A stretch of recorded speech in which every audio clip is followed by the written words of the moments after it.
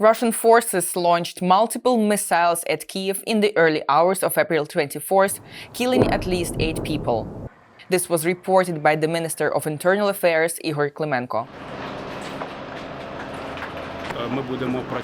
We will work day and night until we are sure that we have retrieved all the bodies, or with God's help, rescued more people who are under the rubble.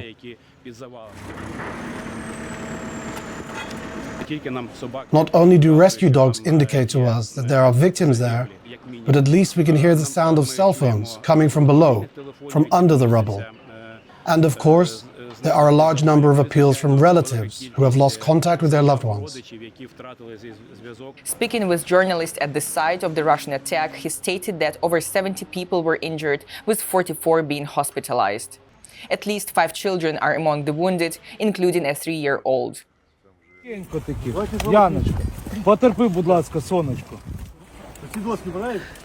There was the air raid siren. We didn't even have time to get dressed and go out of the apartment. One blast came after the other. All windows were blown out, doors, walls.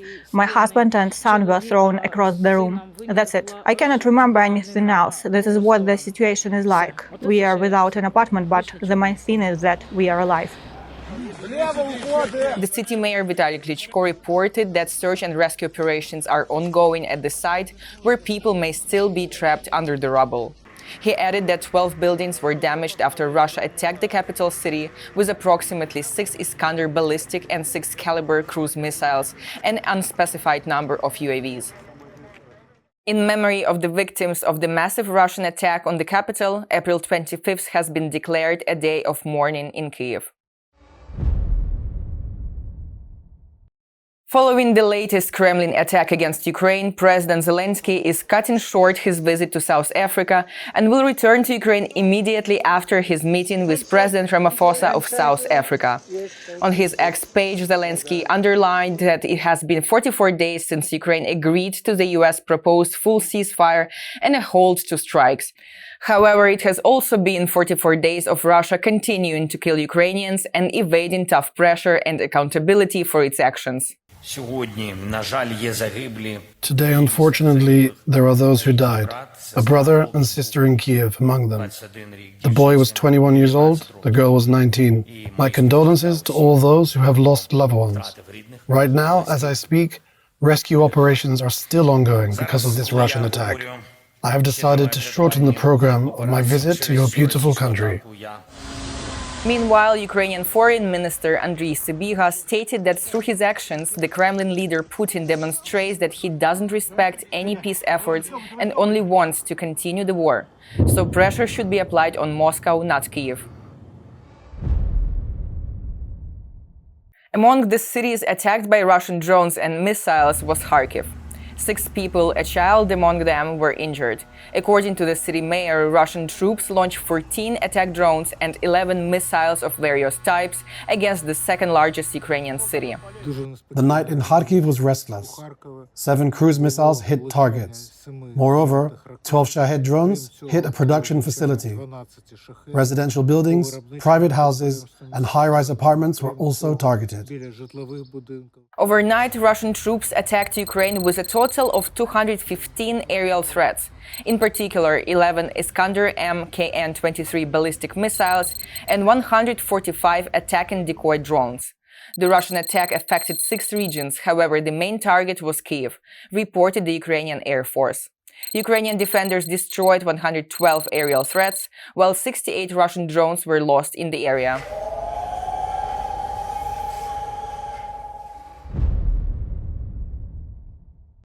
US President Trump publicly criticized Russia's latest attack on Ukraine's capital, calling it unnecessary and poorly timed. On his Truth social network, he wrote that he is not happy with Russia's missile and drone strikes on Kyiv. Trump also urged the Kremlin leader Putin to get the peace deal done. Suffering critical losses at the front line and having no strategic gains, Russian troops are acting like terrorists.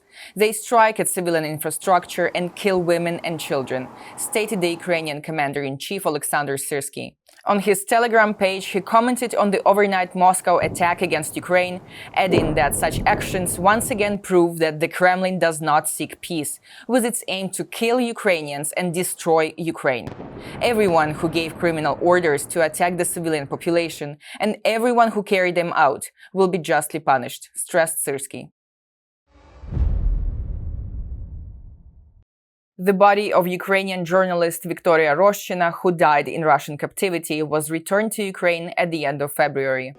This was confirmed by the Deputy Interior Minister Leonid Tymchenko in an interview with Censornet Media.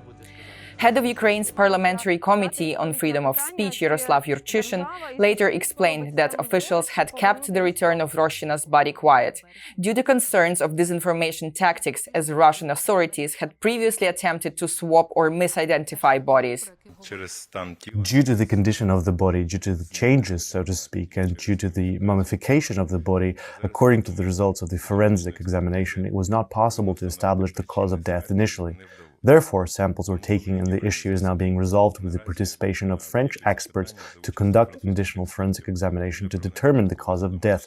At the same time, forensics revealed numerous signs of torture and ill treatment of the victim's body.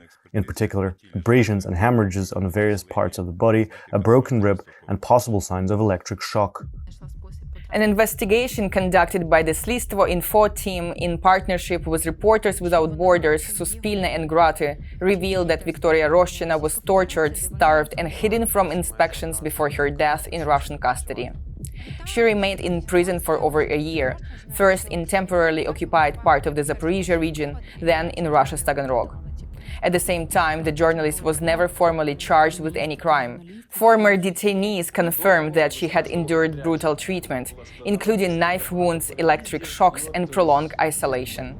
Alongside physical torture, she suffered rapid weight loss, reportedly dropping to 30 kilos. Viktoria Roshchyna was initially reported missing in the temporarily occupied territory in August 2023. Only in May 2024 did Moscow officially acknowledge she had been taken prisoner. 5 months later, in October 2024, her father received a letter from Russian officials that Viktoria Roshchyna had died the previous month on September 19th.